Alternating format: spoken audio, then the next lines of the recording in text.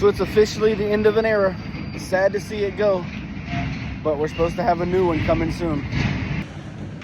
They're tearing down the James Brown.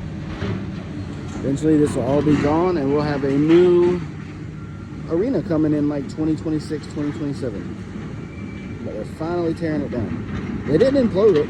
It'd been cooler if they would have imploded it, but no, they're just using cranes and they're just gonna tear it down piece by piece by piece till it's a shell. So it's the end of the era with the James Brown.